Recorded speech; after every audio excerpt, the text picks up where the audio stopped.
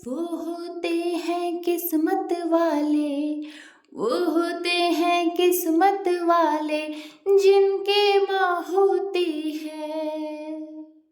कभी एक माँ का दिल पड़ा है, जिसे पता होता है बेटा अब बदल गया है, फिर भी वो रोज उसी दरवाजे को देखती है जहां से अब कोई आता नहीं।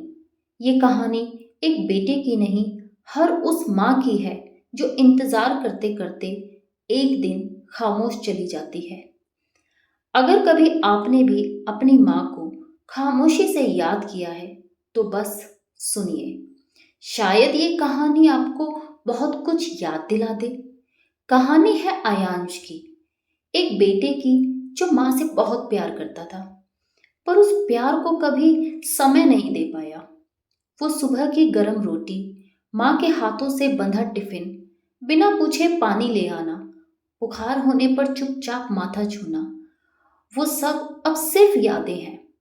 आयांश बड़ा हो गया, शहर चला गया, कहा माँ कुछ बड़ा करना है। माँ ने सिर्फ इतना कहा, जा बेटा, खुद को मत खो देना। शुरुआत में कॉल होते थे, माँ हंसती थी। फिर दिन बीतते गए, काम बढ़ा और कॉल कम होते गए। एक दिन माँ ने कहा, बेटा बस 2 दिन के लिए घर आ जा। आयांश बोला, अभी काम है माँ, अगली छुट्टी मैं जरूर आऊंगा। माँ चुप हो गई।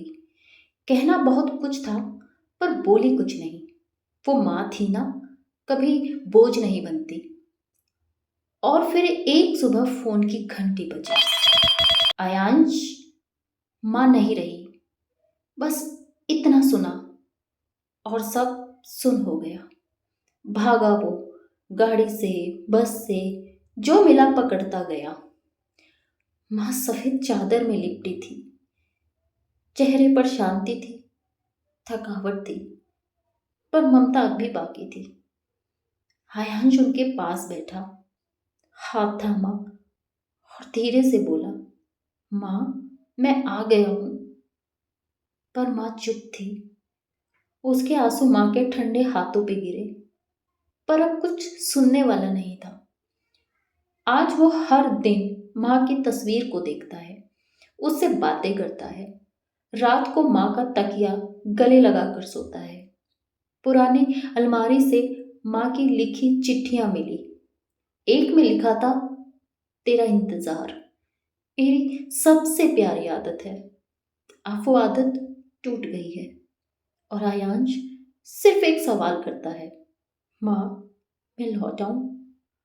कभी सोचा है, जब माँ बार बार कॉल करती है तो क्या सिर्फ बात करनी होती है, या जानना चाहती है कि बेटा अब भी उसी का है? कभी वक्त निकालकर माँ की आंखों में झांको, वहां इंतजार नहीं, एक पूरी जिंदगी बैठी होती है। माँ को कभी टालो मत, वो एक ही बार मिलती है और उसी एक बार में पूरी जिंदगी दे जाती है। अगर मेरी ये कहानी आपके दिल को छू गई हो तो एक बार अपनी माँ को गले लगा लेना। और अगर मेरी आवाज़, मेरा अंदाज आपको अच्छा लगा हो तो चैनल को सब्सक्राइब ज़रूर कर दीजिएगा, शेयर ज़रूर कीजिएगा। शायद कोई और बेटा भी अपनी माँ को कॉल कर दे।